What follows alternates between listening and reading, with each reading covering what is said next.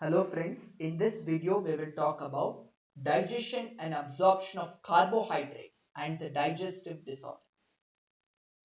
So first let us see the digestion and absorption and the applied aspect. So the carbohydrates, mostly di and polysaccharides will be metabolized compared to monosaccharides which is hardly metabolized. Okay, so digestion of the carbohydrates will start in the mouth and it will continue to the intestine, will not happen in stomach because stomach is having low pH. HCl activated at low pH only. So how does it start? If this is a carbohydrate with a glycosidic bond, this bond is broken and that's the result you can see here on your screen. So in the mouth, there is salivary amylase that will break down 1,4 alpha bonds, not 1,6 alpha.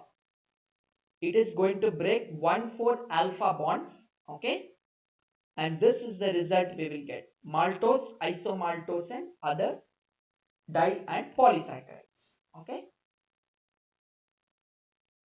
let's see with the digestion of carbohydrates. This is an overview to show. So I told you few minutes back that starch on salivary amylase will become into dextrin, isomaltose, maltose. Remember it as mid or dim. Okay, anything dim or mid. Okay, then lactose, sucrose and the cellulose. Now by their respective enzymes, okay, enzymes of the same name, just A's word A will be added, that's all. Remember here low pH stops amylase activity, so we need a little higher pH. We need an alkali condition, that means acidic condition is not working out. So these three will become into glucose. Lactose, sucrose become into, what is lactose? Glucose plus galactose. Sucrose, glucose plus fructose. This accidentally is actually raffinose. Okay, that is what is causing lactose intolerance. We will see. Cellulose is not digested. Why? Cellulase is absent. It will be present only in the ruminant animals. Okay, please remember that. Now let us see with the in the case of glucose. So before that I would like to tell you something regarding the absorptive coefficient, which determines that how much capacity or capability the substance has for the digestion. Okay. So if you take some substances, right? So it would be the glucose which will have more capacity. Anyway, let's see the transport of glucose. You can see through the diagram. So in the lumen, the mucosa and the blood. So in the lumen, glucose and sodium will enter through carrier protein. Glucose goes outside directly through the carrier protein.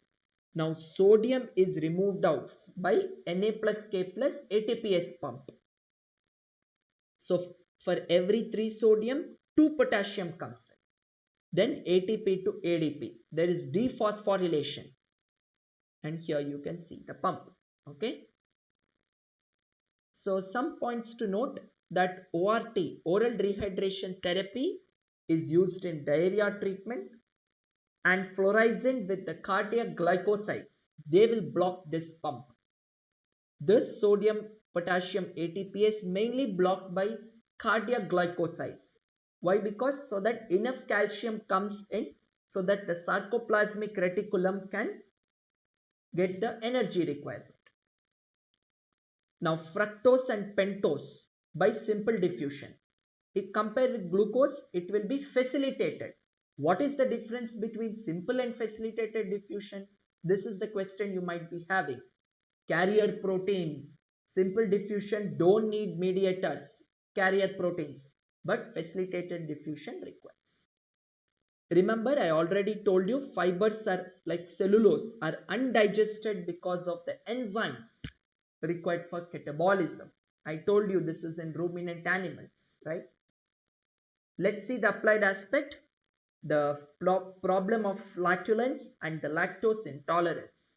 First, flatulence that leads to intestinal disorders. Okay, here the complex carbohydrates fail to catabolize due to enzyme defects. That means what? The carbohydrates are not broken down properly. Okay. So there will be gases like methane, CO2 and hydrogen.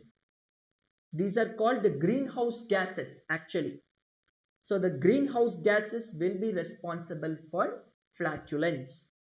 And mainly dietary problem also, that is consumption of the legumes containing raffinose, trisaccharide, I told you, glucose, galactose and fructose. Lactose intolerance, lactase enzyme deficiency is there. Okay, very common. This is nothing very new, it is common only. But what is the treatment? Lactose free diet. So we'll have to administer the lactose free diet. Curd can be exception because anyway it has lactobacillus. This lactobacillus will increase the lactase activity. That's the reason why I'm telling curd can be exception. No milk. No milk. Definitely not. Okay. So references from where I took the images. That brings us to end of the video. So thank you so much. I'll see you in the next video.